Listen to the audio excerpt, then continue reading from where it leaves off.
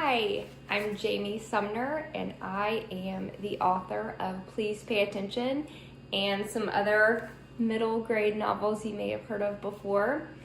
And Please Pay Attention is my book in verse, which if you've never read a book in verse, I'll show you it looks like this.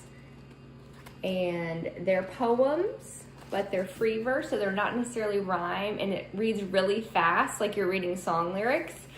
And Please Pay Attention is the story of Bea, who is a wheelchair user, and she experiences a school shooting. And the book is split up into 3 parts, and it's before, during, and after. And it's about her experience and finding a way to find a voice to advocate for herself and fight back and hopefully make change. The whole thing is framed in a letter to the governor. So she's writing to kind of hope and tell her story and act for change. And it's dedicated to a dear friend of mine who I lost in a school shooting here in Nashville, Tennessee. And I'm going to read you a little bit of the beginning. I am going to read, because they're poems, not chapters, I'm going to read the opening poem, which is the first letter she writes to the governor, and then I'm going to read you a couple of the very beginning before the school shooting happened. So this is entitled, Dear Sir. In Las Vegas, there are fireworks after a magic show. Did you know that? It's okay, I didn't either, until I started researching magicians on the strip who could teach me tricks to show Josie. Josie was my little last year.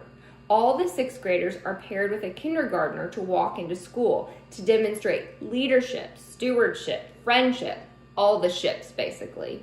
Josie hated school like a cat hates water, so she tiptoed slowly while I rolled by her side in my wheelchair, and everybody else wove around us.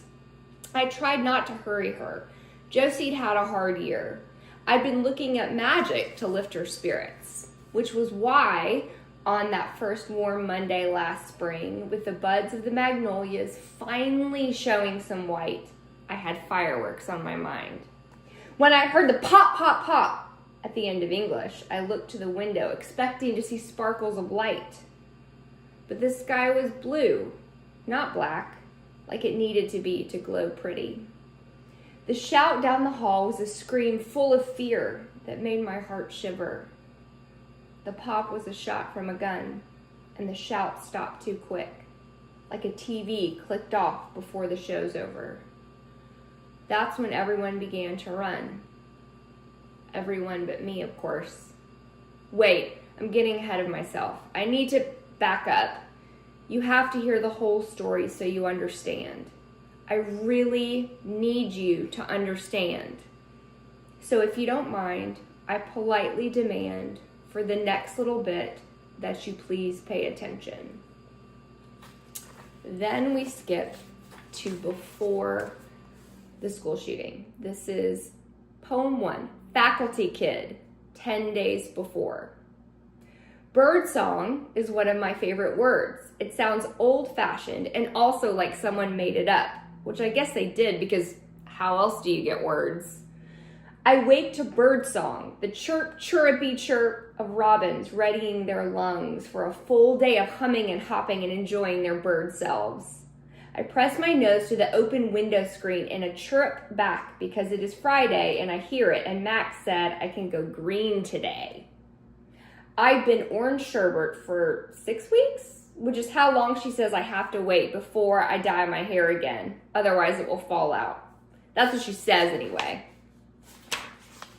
I have to listen to her because as the school nurse, she knows the human body.